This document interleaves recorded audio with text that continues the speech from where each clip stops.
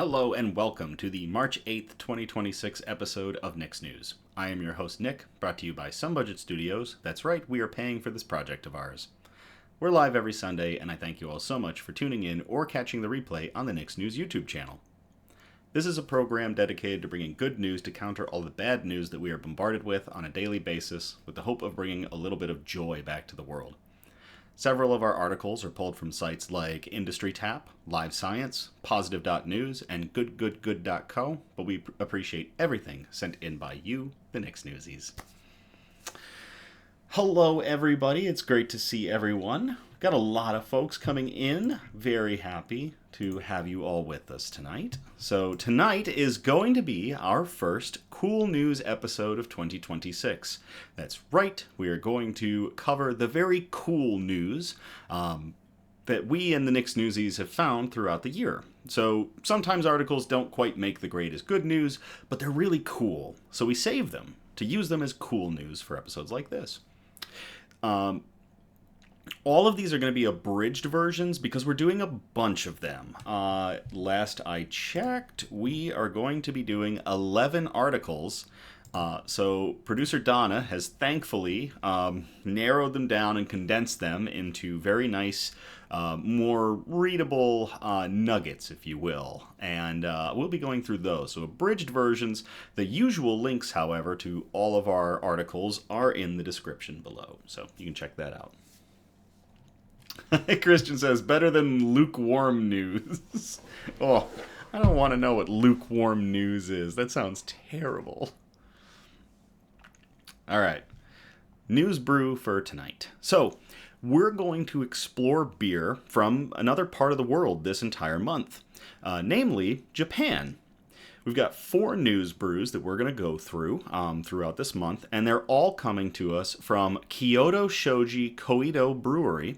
That's in Kawagoe-shi, Saitama, Japan. Tonight, the first of those beers is going to be Kyara.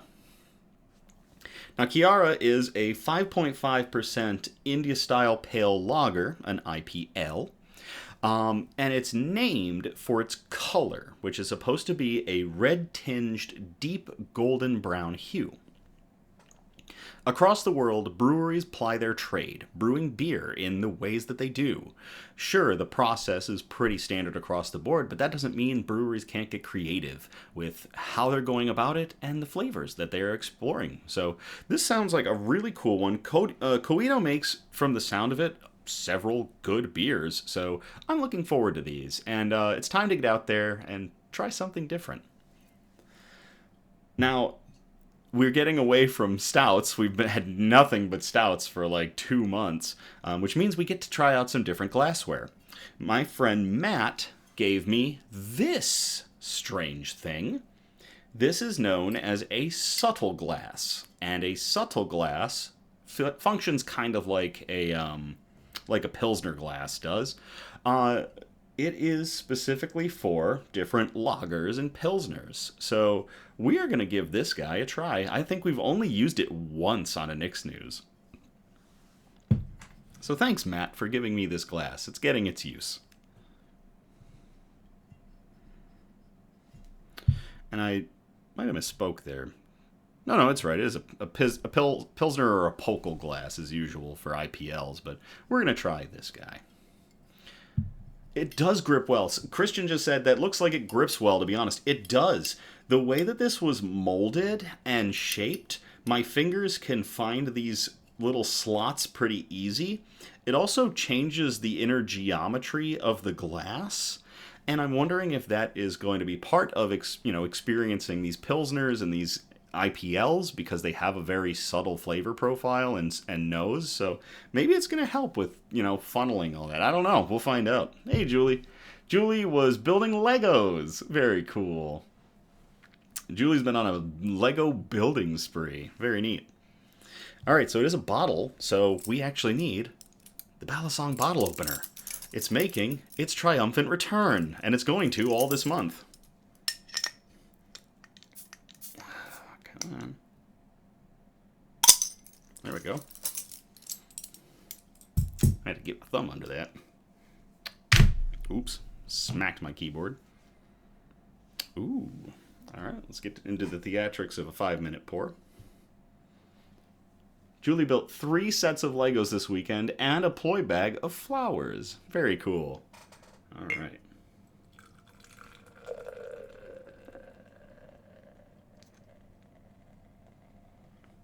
A lot of head to get out of this beer because I don't want to be putting this in my body.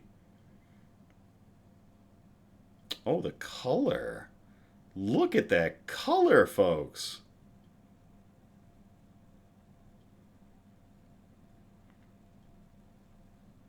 Man, that's got carbonation for days. Jeez. Look at all that gas that's got to come out of that. But the color is fantastic. Hello, Alexander. Look at that. It really does live up to it. So they were talking about a red-tinged golden brown. And that is what I am seeing in this glass. The camera is doing it a pretty good amount of justice. That is a really pretty beer. Huh. Very nice. Yeah, huge foamy head on that. Just a ton of head on this beer. Again, I don't like to drink a lot of that carbonation. I don't want to be, feeling gassy or bloated at all. So I tend to do hard pours and get a lot of that out. But I'll be topping this guy off as we go so I can make sure I get every drop out of that. Becky says, that is what she said. All right. We'll let that settle a little bit. We'll get into our shout-outs. So we've got one shout-out tonight, and it is for Tesla Tree Service. Tesla Tree Service is an environmentally friendly tree service in South Jersey with years of experience, not just with trees, but getting stuck animals out of them. Animal rescues are always free. If you haven't checked out their Facebook page, please do so, and give Steve and the crew a whole ton of love and likes and shares of their content. It really is amazing the stuff they're doing in their normal business, going out and trimming trees, taking care of flora effectively, but also the rescues they do are really sometimes really crazy, and they do a fantastic job of it, and they get fur friends back to their forever homes.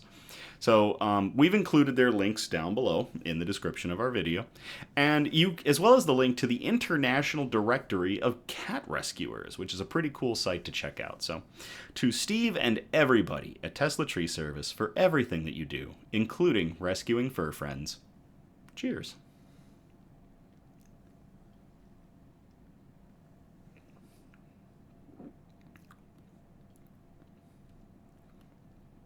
Wow. Wow. Very subtle. It's not overwhelmingly hoppy, as some IPLs can be. It's really crisp, really easy drinking. That's a fantastic IPL. That's really good. I spent the weekend drinking really heavy stuff.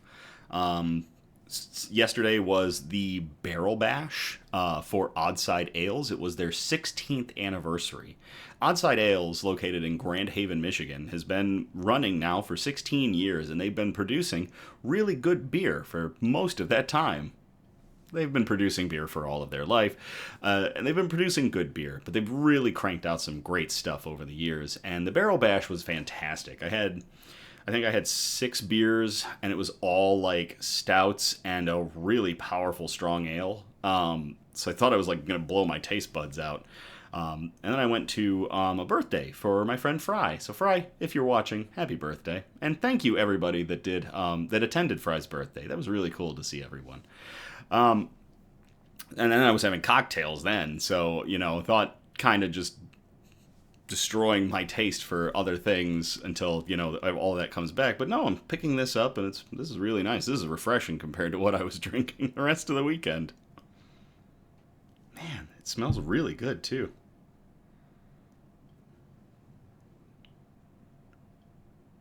Just going to top this off. Becky says it was fun. It was. There we go. We got this all topped off now. If I turn my head, it's because Ripley is actually out and about. And she is really something to look at. Ever since she molted and got bigger, she is huge. I want to try to get her on my hand, because then I can compare her to when I bought her, and you can see just how much bigger she's gotten. And it would be really cool, but I'd have to be real careful because she is extremely skittish, as was evident when we moved her and when she went running under the table I was using. So, we'll see. News quote: "Everyone you will ever meet knows something you don't." That comes from William Sanford Nye, American science communicator, television presenter, and former mechanical engineer. Even though, in my opinion, you're never a former engineer, you're always an engineer. Who's best known as the host of the science television show Bill Nye, the Science Guy. And I really like that quote. We're always learning from one another, from text, in our spare time, in class, if we're taking classes. We are always constantly learning. And one of the best sources of knowledge is one another. Everyone you will ever meet knows something you don't. And that's one of those really great drivers for us to have good communication. And I really like that quote because of that. Also, I loved Bill Nye, the Science Guy. I think that everything that Mr. Nye has done in his time has served the greater good in terms of science and science awareness and getting science out to literally everybody possible and the understanding of science. So, everyone you ever meet will know something you don't. To Bill Nye, the Science Guy. Cheers.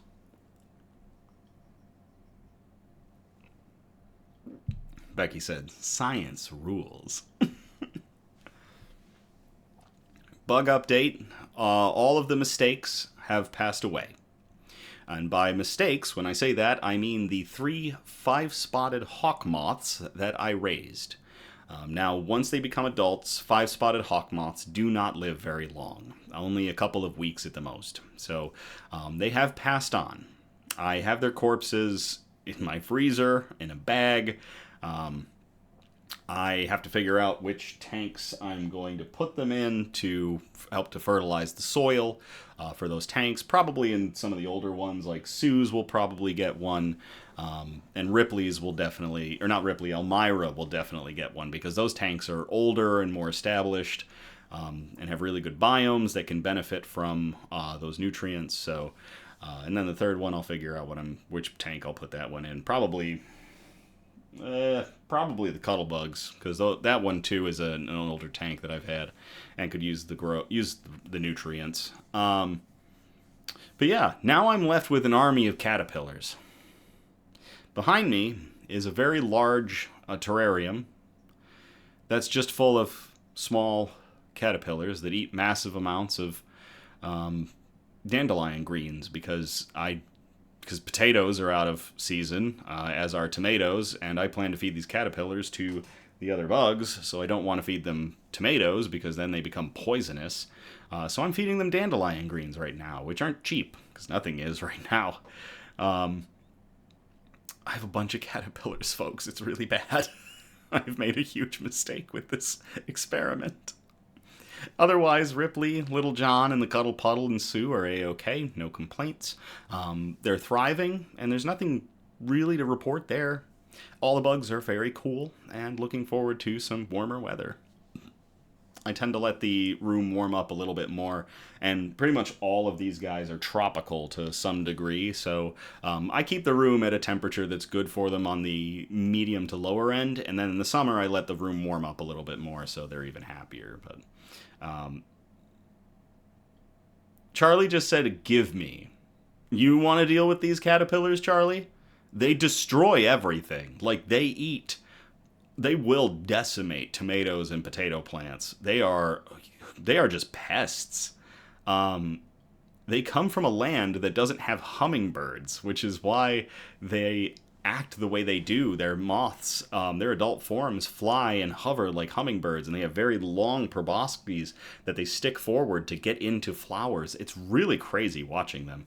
And I think if this experiment continues, I may do some arts and crafts and build a bigger enclosure that would be more suitable for moths. I don't know. I'm a madman, and I have nothing but time on my hands, I guess. So we'll see. All is good in the bug world.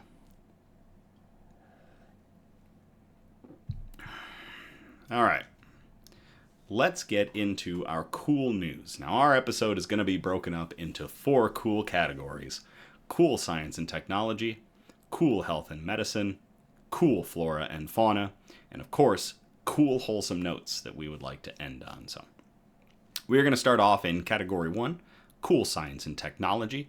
We've got 4 articles to go through in this section, and again, these are going to be abridged versions. I'm not going to be reading the whole articles because we're going through 11 articles tonight, and that would completely destroy my vocal cords, and part of my job is to talk, so we're not going to attempt that. We're not going to tickle the tail of the dragon on that one. But let me open up my cool science document. Where the heck did I put it? There it is.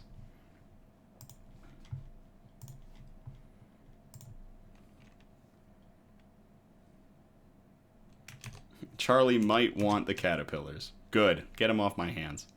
All right, so we called this first article Obligatory Cool Voyager News. And I will copy and paste this into the chat if you all want to check it out. Again, this will be an abridged version, and links to all of our articles tonight are in the description of the video.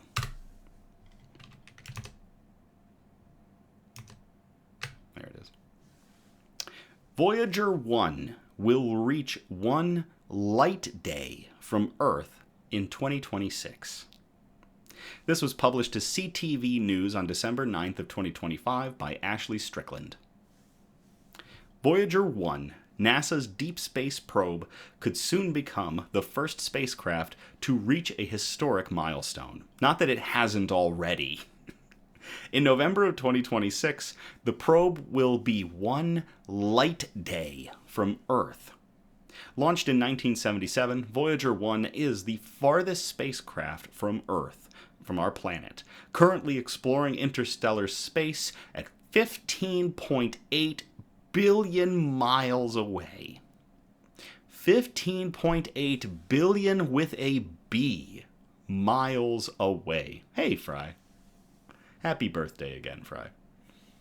The term light day refers to the distance at which it will take 24 hours for a signal or command traveling at the speed of light to reach the spacecraft from Earth, said Susie Dodd, Voyager project manager at NASA's Jet Propulsion Laboratory. 1 light day is equivalent to 16 billion miles. If I send a command and say, "Good morning, Voyager 1," at 8 a.m. on a Monday morning, I'm going to get Voyager 1's response back to me on Wednesday morning at approximately 8 a.m., Dodd said. Sorry, it's Susie Dodd. There are many challenges that come with staying in communication with such a far-reaching probe, but Dodd and her team are taking necessary steps to ensure that their senior citizens reach their 50th anniversary in 2027. Launched on a journey to explore Jupiter and Saturn, Voyager 1 had been traveling away from Earth on the same trajectory and the same speed, 38,000 miles an hour, since its flyby of Saturn back on November of 1980.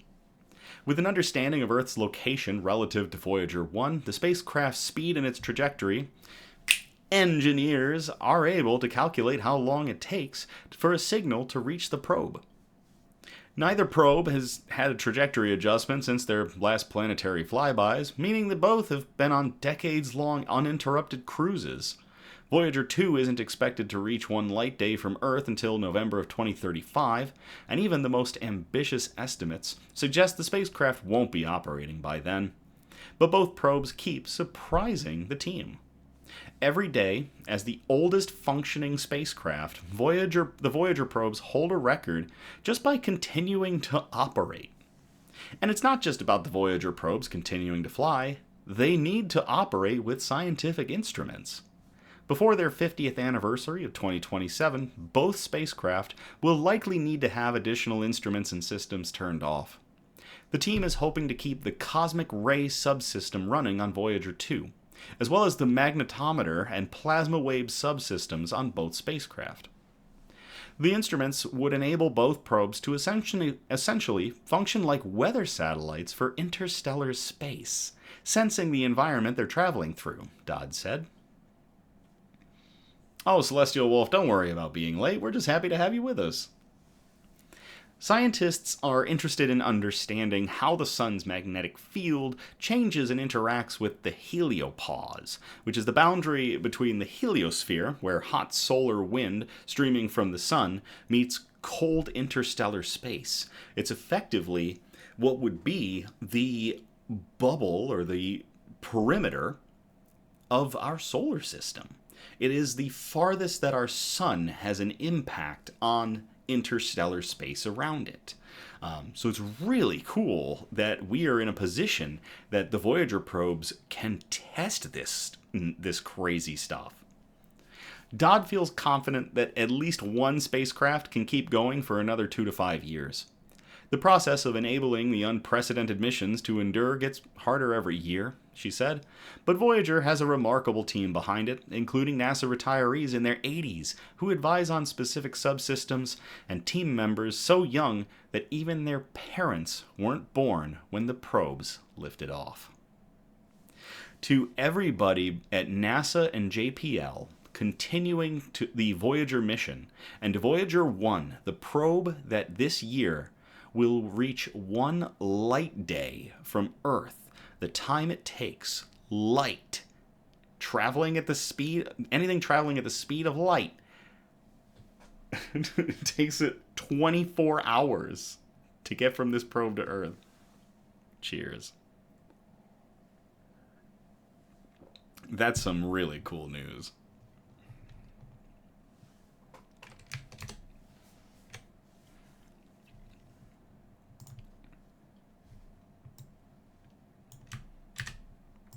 And it's Voyager news, so of course we had to talk about Voyager news. Christian says, what I wouldn't give to be a fly on the wall in NASA or JPL. I know, I feel the same. That'd be amazing. Alright, this next article I called, Did You Know We Invented Immortality in 1963? I'll copy and paste this into the chat if y'all want to check it out.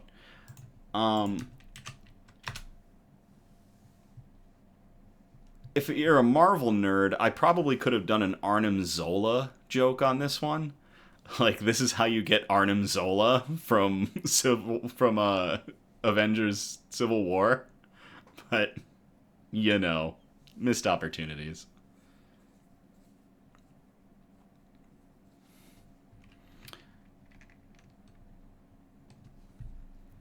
Scientists have discovered that over half a mile of DNA could hold over 360,000 terabytes of data.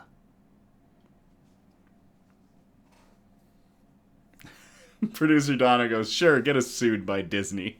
Look, listen, when we get the copyright strike, it means we've hit gold, right? It means we're a YouTuber, right? We've got to get that first copyright strike. I'd rather we didn't. So this article comes from Live Science on December 12th of 2025 by Fiona Jackson. No publicity is bad, right? Says producer Donna. Scientists in China have discovered that digital data can be stored in strands of DNA fused to a 100-meter-long plastic strip capable of holding the equivalent of 3 billion songs. The new tape can even be fed into a cassette player like reader that can scan the strip, pinpoint a chosen file, and retrieve it on demand.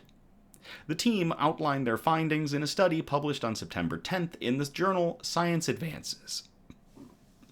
DNA is a long double helical molecule made from a unique sequence of 4 chemical bases that together encode the genetic information of pretty much any organism on the planet.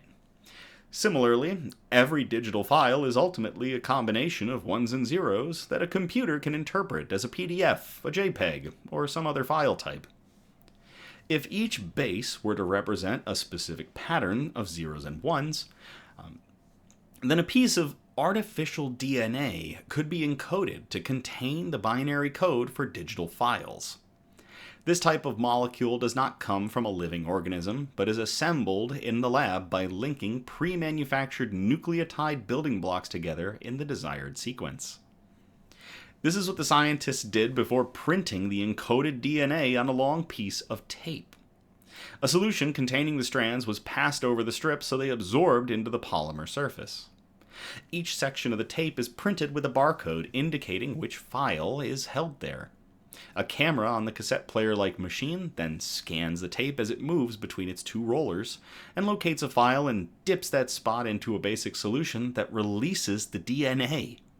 The DNA can then be sequenced, and that sequence of bases can be translated into the file's code. The researchers hope their DNA tape could offer a solution to the proliferation of digital data, which has been exacerbated massively by generative artificial intelligence, or the boom of machine learning and large language and data models.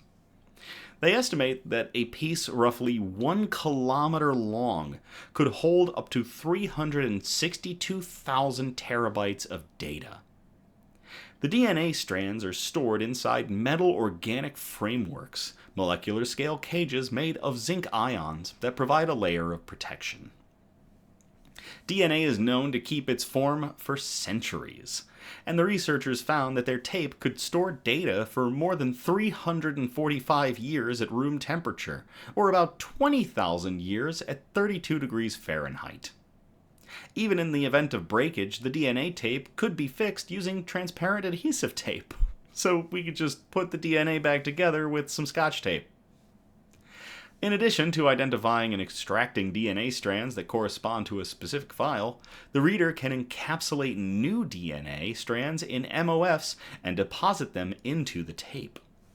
It can also autonomously detect when a DNA strand is in the wrong barcoded section and move it to the correct one. Challenges still remain in streamlining the process to be cost and time effective. For reference, this is really cool. Christian looked up this one.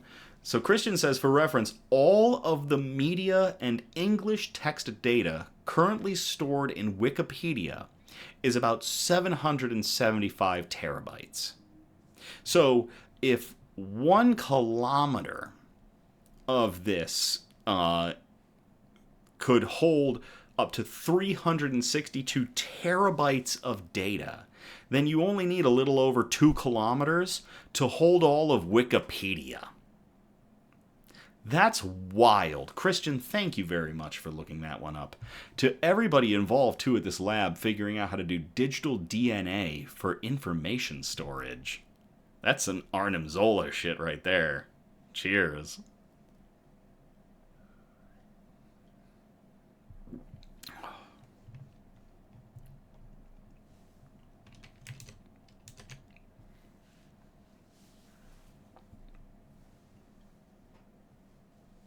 Ripley's out for a scuttle.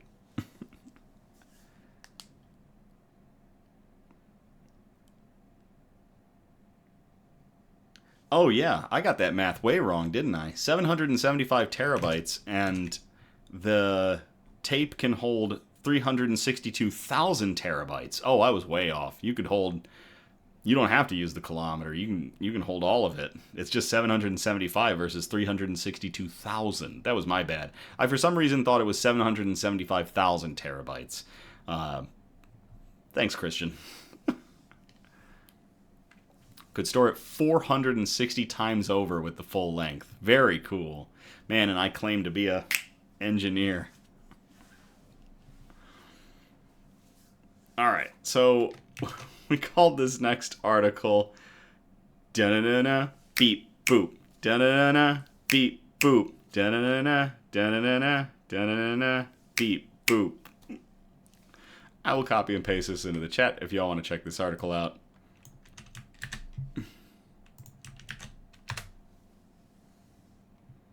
Christian says, sorry, data replication and storage are my whole deal, to be honest. That's really cool, Christian.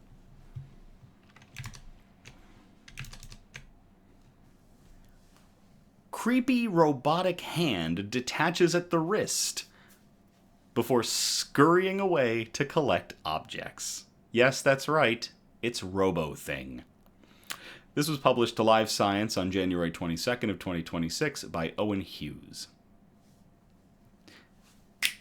Engineers, gosh, this is one of those episodes that if you're keeping up with the Knicks News drinking game, Engineers is straight up killing you. Good luck. Engineers have built a detachable robotic hand that can crawl into hard-to-reach spaces to retrieve objects. In a study published on January 20th in the journal Nature Communications, scientists at the Swiss Federal Technology Institute of Lausanne, or the EPFL, said the robot was designed to combine two capabilities that are usually kept separate in robotics: manipulation and locomotion. The spider-like device can be fitted with multiple fingers and is reversible, meaning it can grip objects in both directions and operate as though it had two functional palms. The hand can also operate without a full mobile robot base. Instead, it simply detaches itself from a robotic arm and scuffles off to wherever it is needed, picks up the object and returns, and reattaches itself. This is wild. Becky says, I finished my wine, I win. The design draws inspiration from nature, with the researchers likening it to how an octopus uses its arms to move across the seafloor and open shells, or how a praying mantis uses its spiked forearms to both move around and catch prey. Each of the robot's fingers is driven by small electric motors and linked by lightweight 3D printed joints, allowing them to curl and spread much like human fingers do. Unlike a human hand, however, each finger joint can bend both forward and back, allowing it to grab objects in both directions and flip its working orientation without needing to rotate at the wrist. The fingertips are capped with a soft silicone layer to add friction, making it easier to hold objects securely and maintain traction while crawling. There is no real limitation in the number of objects it can hold. If we need to hold more objects, we simply add more fingers, study co-author Aude Billard said. The hand reattaches itself to the arm using a snap and lock system. Magnets help align the connectors, and a small motor drives a locking bolt that secures the joints. The system could eventually be adapted for human prosthetics or extra limb augmentation, the team said, though it isn't the focus of the current prototype. This is wild. To every engineer involved at the Swiss Federal Technology Institute of Lausanne, making a detachable robot hand that can go off and get things. That is really cool. Cheers.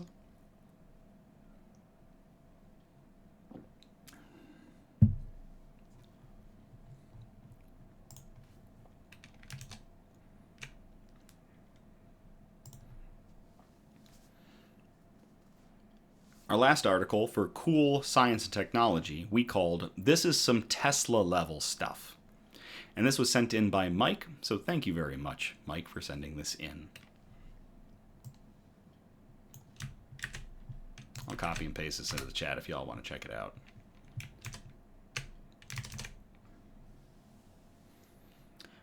No wires, no plugs, just power through the air. How Finland is experimenting with wireless electricity. This was published to the Times of India on January 26th of 2026, but it did not have an author credited to it. Finland is slowly making a name for itself as an innovator regarding wireless electricity transmission. Yes, that's right. Wireless electricity transmission.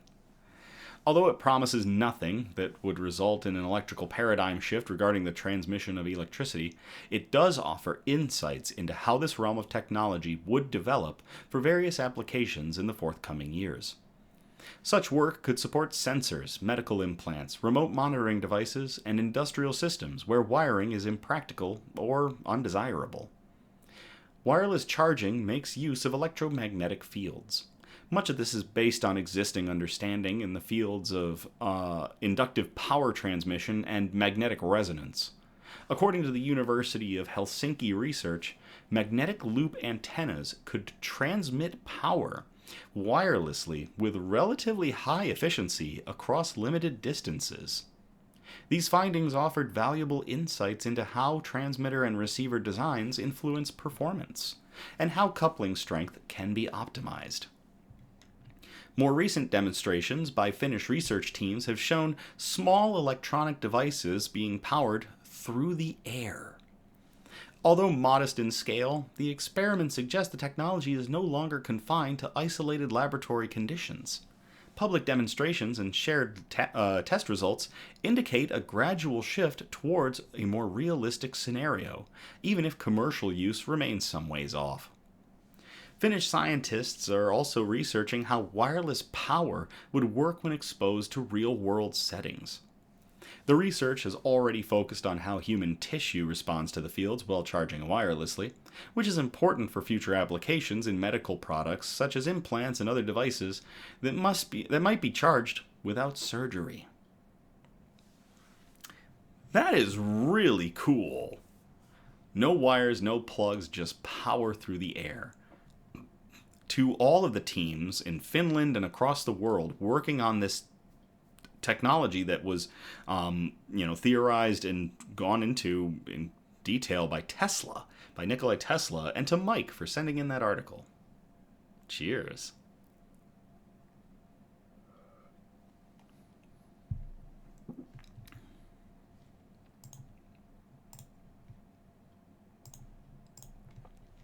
All right, let me close that one up.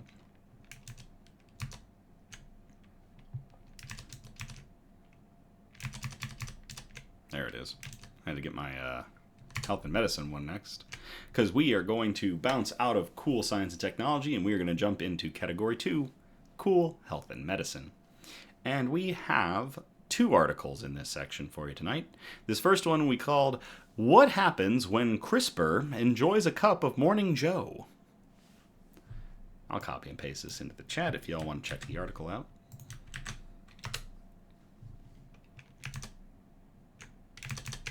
There we go. CRISPR meets caffeine. Scientists develop new approach to cancer treatment. This was published on February 6, 2026 in SciTech Daily by Lasha Markham. Could something as simple as coffee one day play a role in cancer treatment? I hope so, because I consume a ridiculous amount of that stuff. Chemogenetics is a method that allows researchers to influence how cells behave by introducing small external molecules.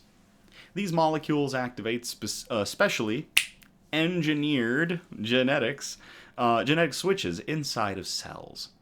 Unlike conventional medications, chemogenetic systems are designed to work only in cells that have been programmed to respond, offering far greater precision. Yubin Zhou, a professor and director of the Center of Translational Cancer Research at the Institute of Biosciences and Technology, focuses on studying disease at the cellular, epigenetic, and genetic levels. Zhou's latest work expands on existing knowledge of genetic switches by introducing a chemogenetic system that links CRISPR activity to caffeine. Scientists deliver genes that encode a nanobody, its matching target protein, and the CRISPR machinery, enabling the cell to produce all the necessary components themselves right there. Once this framework is established, the system can be controlled from outside the body. When a person later consumes a 20 milligram dose of caffeine, such as from coffee, chocolate, or a soda, it prompts the nanobody and target protein to bind together, which in turn activates CRISPR-based gene modifications inside of the cell. This approach also makes it possible to activate T cells, a capability that other gene editing strategies have struggled to achieve. That's right, you could have some caffeine and kick your immune system into high gear. Why? We'll figure that out. The researchers also discovered that certain drugs can shut the system back down by causing the paired proteins to separate. This stops further gene changes and adds an important safety feature by making the process reversible. In a medical setting, this could allow clinicians to pause gene editing activity if patients need relief from treatment-related stress or side effects, then restart it later. When an engineered nanobody protein can be switched on by caffeine, it's called a caffibody. By harnessing the power of these caffibodies, Zhu says scientists may someday be able to treat a range of diseases. In the long term, he believes it may be possible to engineer cells that allow people with diabetes to boost insulin production simply by drinking a cup of coffee. For those of you that are trying to keep up with the Knicks News drinking game and dealing with all of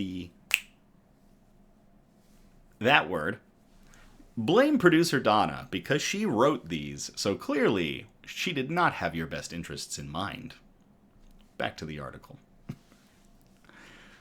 Beyond insulin, the technology can be adapted to control other important molecules, such as those that power T cells. In cancer therapy, for example, caffibodies could be built into T cells to give doctors chemogenetic control over when, where, and how strongly the immune system attacks tumors. In animal model lab studies, Zhu and his team have found that caffeine, as well as its metabolites, could trigger the response and allows for editing with CRISPR. This form of treatment is accessible, easier to control, and has fewer side effects than other treatments, he said.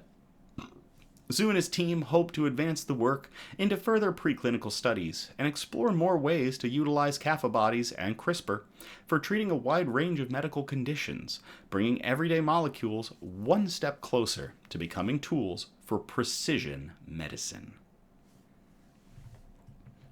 That is really cool, too. Professor Zhu and everybody working on combining the powers of caffeine and CRISPR to do gene editing therapy. Cheers.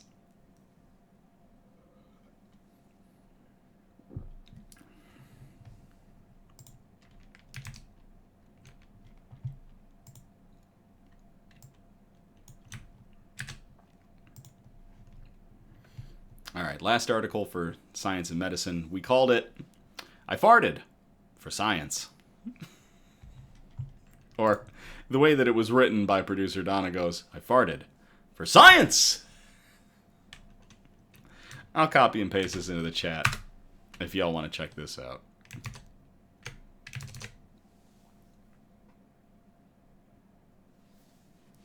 Scientists create smart underwear to measure how often we really fart.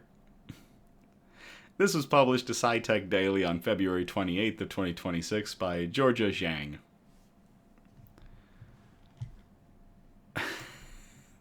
This one's just funny.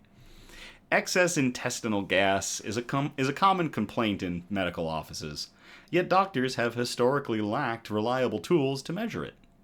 To overcome this limitation, a team led by Brantley Hall, an assistant professor in the Department of Cell Biology and Molecular Genetics at the University of Maryland, developed a compact wearable sensor that attaches to regular underwear.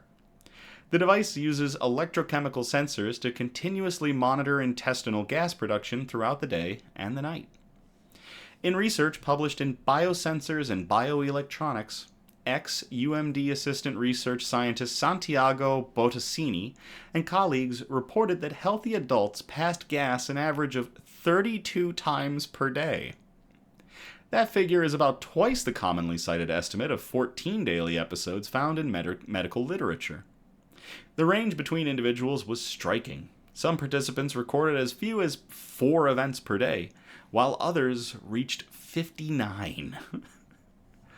Human flatus is primarily composed of hydrogen, carbon dioxide, and nitrogen. Some people also produce a little bit of methane. Hydrogen is especially important because it is generated exclusively by microbes in the gut as they break down undigested carbohydrates. By continuously measuring hydrogen levels, researchers can observe when and how active the microbiome is fermenting food. Think of it like a continuous glucose monitor, but for intestinal gas, Hall said. In testing, the device detected spikes in hydrogen after participants consumed inulin, a prebiotic fiber known to stimulate microbial fermentation. The system identified these increases with 94.7% sensitivity, demonstrating that it can capture real-time changes in microbiome activity linked just to diet. This type of monitoring could eventually help scientists better understand how specific foods, probiotics, or prebiotics influence gut function outside the lab. Charlie says, I can bust out my Walkman?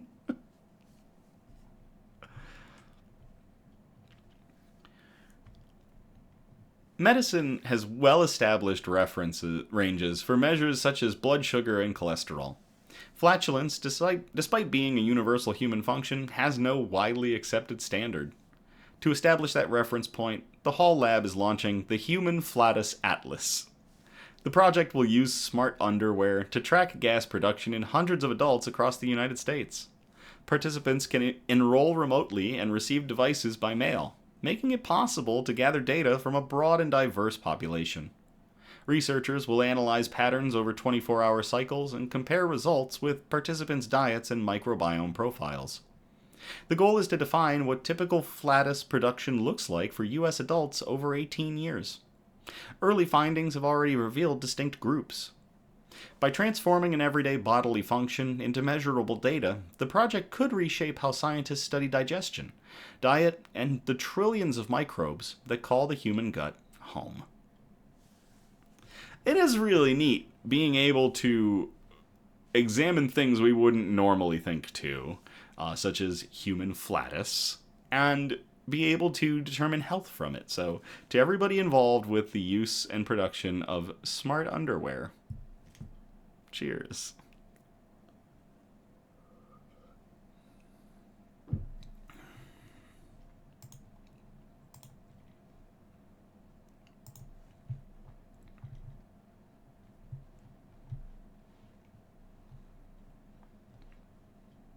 Okay.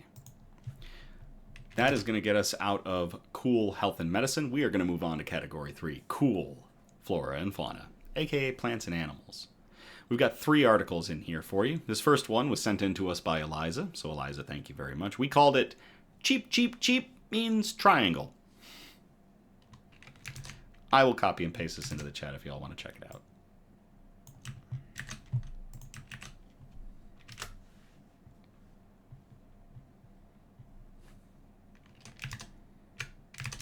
There it is. Baby chicks link certain sounds with shapes, just like humans do. This was published to NPR on February 19th of 2026 by Nell Greenfield-Boyce. That is quite the name. When people are shown a spiky shape next to a rounded one and asked which shape is called kiki and which one is boba, people from all kinds of cultures overwhelmingly associate boba with the blob-like shape, and kiki with the more jagged, pointy one. And it turns out that baby chickens do the exact same thing. A set of experiments with chicks described in the journal Science suggests that the birds, like humans, associate the nonsense word booba with roundness and kiki with spikiness.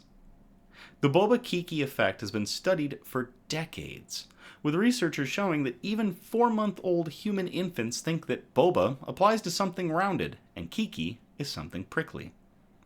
That's led to speculation that such innate associations could have helped lead to the emergence of speech, because these associations would refer as a shared foundation to build on when creating new kinds of meaningful spoken symbols. Efforts to find a boba-kiki effect in great apes like chimpanzees and gorillas, animals closely related to humans, have come up empty.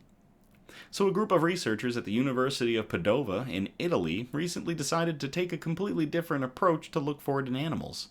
They tested very young chickens. With chicks, we had the chance to test animals at a very, very first stage of life, says researcher Maria Laconsole, who did the experiments with colleagues Silvia Benavides Varela and Lucia Regolin. Being able to test the chicks so young would mean that any observed associations between sounds and shapes would be innate, rather than based on experience, she explains. First, 3-day-old chickens were taught that if they went behind a panel decorated with a combination shape that was both blobby and spiky, they would get some food. The chicks quickly learned to do this. Then, the scientists presented the chicks with 2 panels, one decorated with the blob-like shape and one decorated with a spiky one. That created a moment of uncertainty for the chicks, says La Console. During this moment of uncertainty, the researchers played either the sound boba or the sound kiki over and over. What they found is that the chicks significantly preferred to go to the panel with the rounded shape when they heard boba. When they heard kiki, they generally preferred to go to the panel with the spiky shape.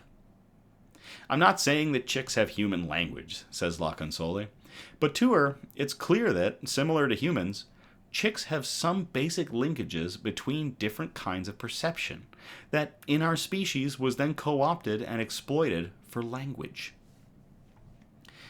That means this is something deeply rooted in evolution, says Perlman, going all the way back to an ancestor of birds and mammals. So that's interesting, he says. It shows that the vertebrates' sensory systems are primed to expect certain regularities in the world. That is really wild to find out that chickens, baby chickens, can figure out shapes based on sound, very similar to how humans do. To all the scientists involved in that, and to Eliza for sending in that article. Cheers.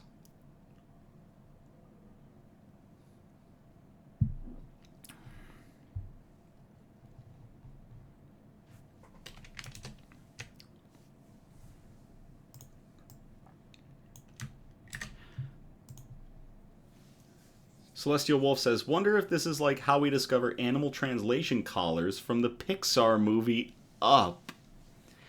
That would be awesome if that was the way that this scientific discovery goes someday. Can you imagine if I put a little collar on, like, one of the scorpions and I could just hear him swear at me all day from his home? He probably would. Sue would probably just sit back there doing nothing but swearing at me and calling me slurs for human.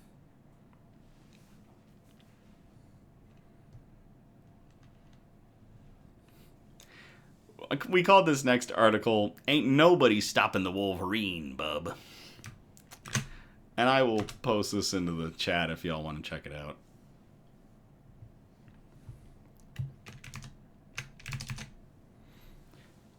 Wolverines are one step closer to returning to Colorado. This was published to Sierra on January 28th of 2026 by Lindsay Botts. Celestial Wolf says, I already kind of know 3 different meows my cats make. They all make the same sounds when they want the same things. That's really cool. I've never had, at least so long as I've been an adult, I've never had any more than one pet of a species. I haven't had like 2 dogs. I haven't had 2 cats. I have plenty of bugs, but they don't. It's a little different. So, all right, let's get into the article. Wolverines were once a staple among Colorado's high peaks. For more than a century, their absence has left ecosystems devoid of a native carnivore. Early in January, the Colorado Wildlife Commission approved a plan for reintroducing 45 of the bear-like weasels over a 3-year period along the spine of the state, stretching from Wyoming to New Mexico. According to the restoration plan, these areas include abundant public lands where habitat and food are plentiful and threats, such as roads, are limited. This would be the first time a state has attempted to reintroduce the elusive mustelids, but the latest in a string of Colorado reintroductions, including wolves in 2023 and lynx in 1999, were huge efforts. These efforts are part of the state's goal of restoring native species, which settlers killed on an industrial scale throughout the 19th and early 20th centuries. Today, the species is listed as endangered by the state of Colorado and is threatened by the federal government. Restoring wolverine populations to Colorado would be a huge step forward for wolverine conservation and is probably the biggest positive step forward we can make for wolverines in the lower 48 right now. Robert Inman, the Colorado Parks and Wildlife, or CPW, Wolverine Program Manager, said. There are roughly 300 throughout the entire lower 48 states, making them one of the rarest species in the country. Most of those individuals are cloistered in Idaho, Montana, and Wyoming. The preferred population sources include British Columbia and Alberta. These areas, according to Inman, offer terrain, food, and competition sources similar to what wolverines would face in Colorado. The state plans to work with trappers and local wildlife agencies to capture about 15 wolverines during the winter season, after bears have started to hibernate.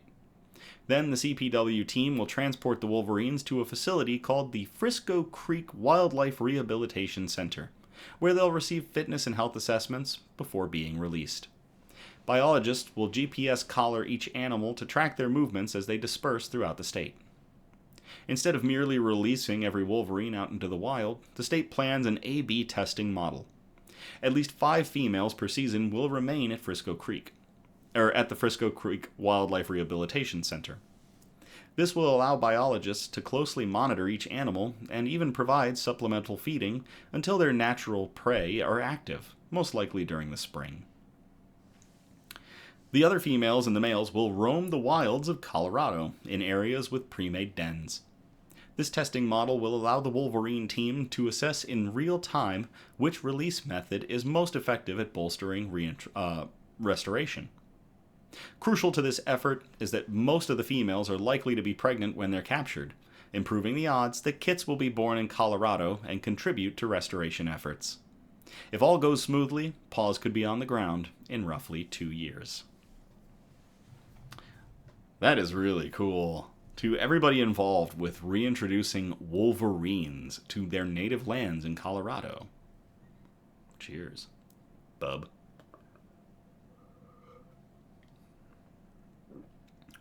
Oh, hey, Little John. Anybody catch out? He came out? There he is. In all of his Emperor Scorpion splendor. Look at that little dude.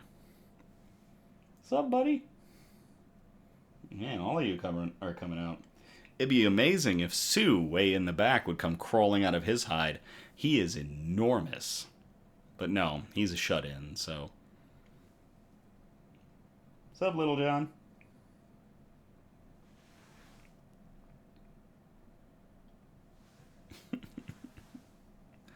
They really are fun to watch.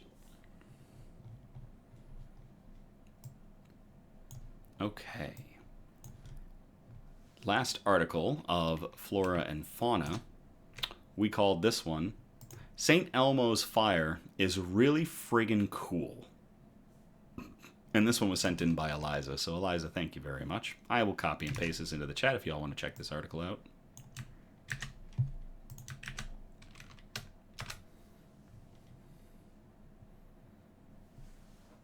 Okay, bye, Little John.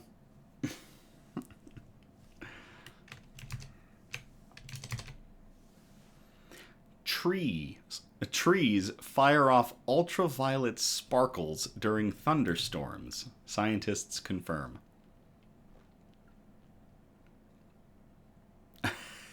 Becky says, now you need a Robin Hood to hang out with Little John.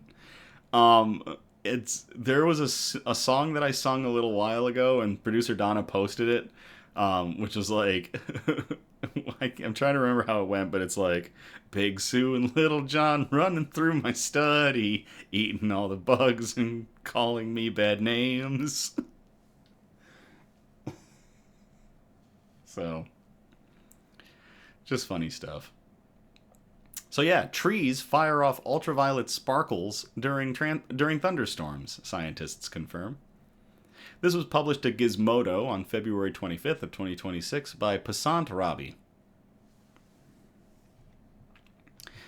In the summer of 2024, a team of researchers went storm chasing in a Toyota Sienna minivan in search of tiny, faint sparks lighting up the tips of leaves. As a thunderstorm raged overhead, the scientists pointed their camera at tree branches of a sweet gum tree in Pembroke, North Carolina. The footage later revealed the first documentation of corona in the wild, brief, colorful glows that hop from one leaf to the next. Although corona have long been theorized about, the electrical discharges have never been observed zapping the tops of trees during thunderstorms. That was until scientists from Pennsylvania State University set out to capture corona on the branches of several tree species along the East Coast. In a recent study published in the Geophysical Research Letters, scientists recorded the first observation of corona on trees during thunderstorms. These things actually happen. We've seen them. We know they exist now, Patrick McFarland, a Penn State meteorologist and lead author of the study, said in a statement. To finally have concrete evidence of that is what I think is the most fun. For almost a century, scientists have speculated that weak electrical charges light up treetops during thunderstorms. Experiments performed in laboratories demonstrated how corona could form in the wild when the charge of a thunderstorm overhead induces an opposite charge in the ground below. The charge in the ground is attracted to the one above and tries to travel to the highest point it can reach. In the case of trees, that's the tips of the leaves. McFarland and his team set out to record the real thing during a thunderstorm. The team outfitted its minivan with a weather station, an electric field detector, and laser rangefinder. A roof-mounted periscope also directed light to an ultraviolet camera, allowing the scientists to detect the corona through their ultraviolet emissions. The most fun part was taking a jigsaw and cutting a 12-inch hole in the roof, McFarland said. Totally killed the resale value, but that's fine. The scientists analyzed the footage they had captured of trees during a raging thunderstorm, detecting 41 corona on leaf tips in the span of 90 minutes. Each glow lasted for approximately 3 seconds, often hopping from one leaf to the next. Boop, boop, boop. The team chased 4 other storms between Florida and Pennsylvania that summer and detected corona on the nearby loblolly pine and other trees. Despite the differences in tree species and the strength of the storm overhead, the electrical discharges behaved very similarly.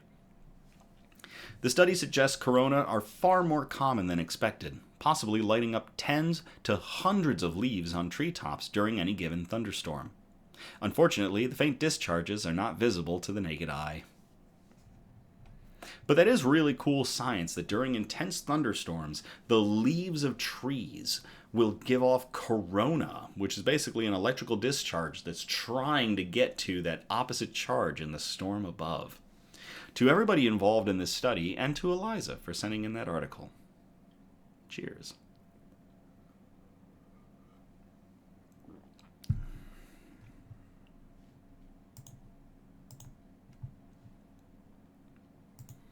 Oh, there it is. Producer Donna posted it. Angry Sue and Little John stalking through the bug room, chittering back and forth at what the other has to say, eating all the crickets and threatening to sting Nick. Ooda lolly, golly, what a day. Oh, that's some magic right there.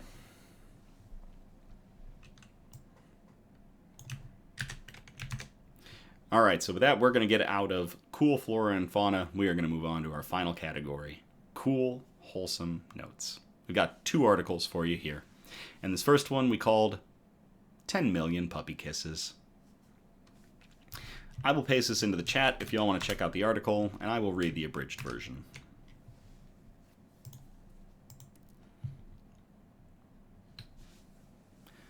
Humane Society of Oakville, Milton, and Halton receives a $10 million donation. This was published to Inside Halton on February 9th of 2026 by David Lee. The Humane Society of Oakville, Milton, and Halton has received a historic $10 million donation. In a news release on Tuesday, the Humane Society announced the donation had been made by longtime supporter and philanthropist Klaus Beitzik. Klaus Beitzik. Or Bitzik, Beitzik, it's the same. The landmark donation will support pets and the people who love them across the community for generations to come, the Humane Society said. It's incredible. We're really, really excited, and we're feeling really confident and really motivated for our future, said Executive Director Jeff Valentin. We are really eager to serve more animals and more families, and we're on a really high energy path to get there. And it's in part made possible by this incredible gift. Valentin noted Bitzik's donation will help with plans to build a new, modern animal center designed to meet the region's growing needs. He said the Humane Society is currently in search of an appropriate property where this facility can be built. Valentin noted the current shelter at 445 Cornwall Road, built in 1951, is long past its usable life. We outgrew it a long time ago. In fact, today, not only are we working in that building that is in a huge need of repair, actually, it's past that, but we are operating in 7 mobile trailers as well, he said. That is unacceptable.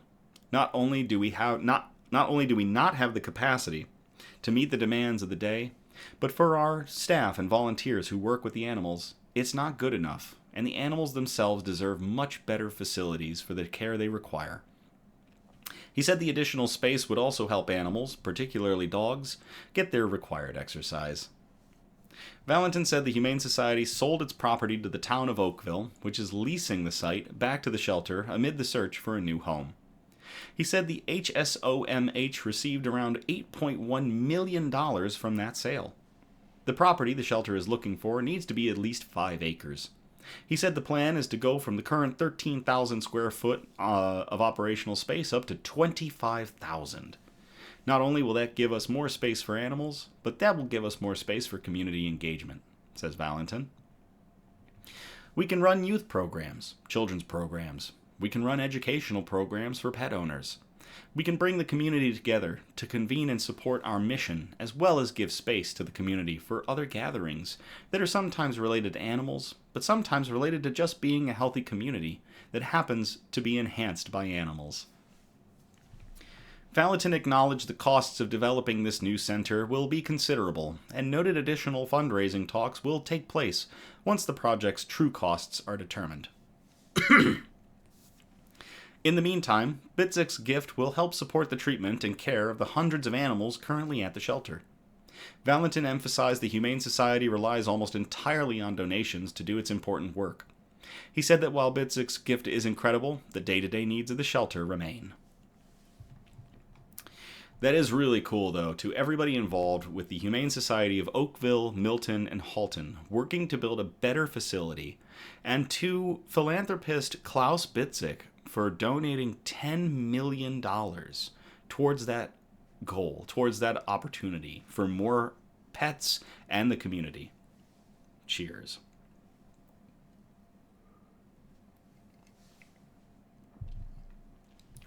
Hope they give Klaus 10 million puppy kisses.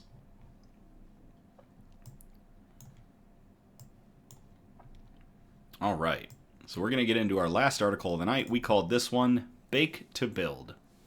I will copy and paste this into the chat if y'all want to check it out. It is funny that Julie earlier, Nick's Newsy Julie, was talking about building Legos because all this kid wanted to do was build Legos too. Took him down a really interesting path, though.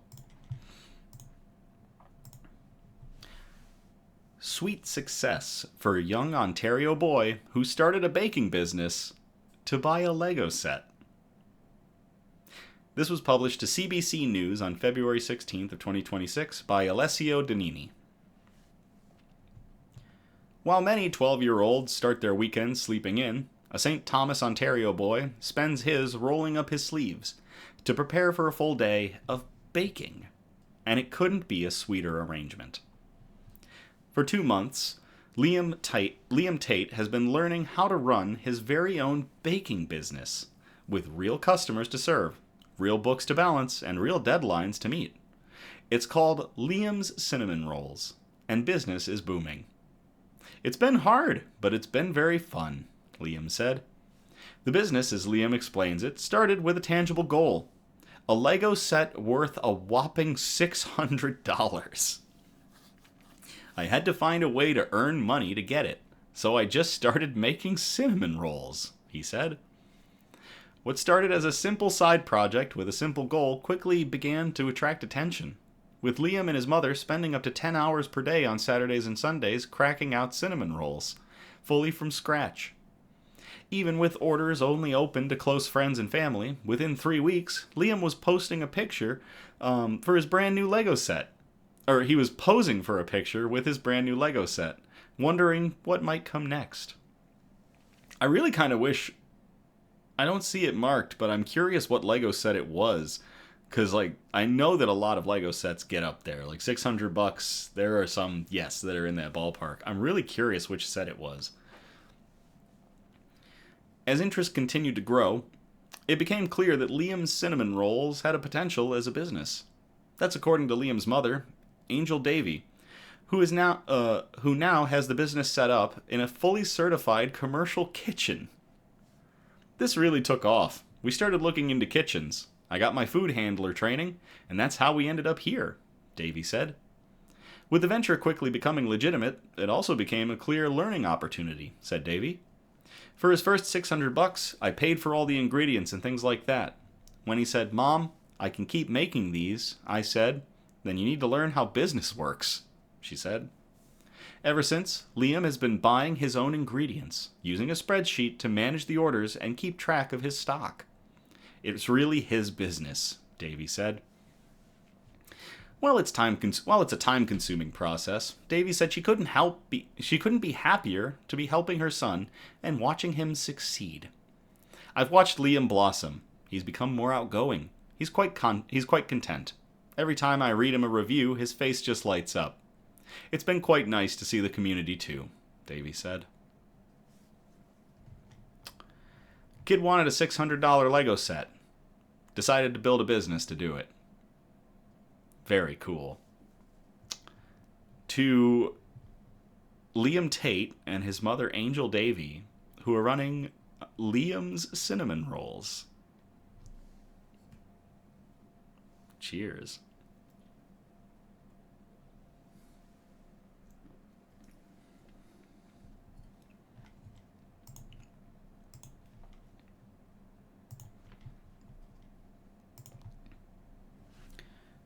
Well, that's going to do it for us tonight. 11 amazing articles, all cool news. Just really cool news.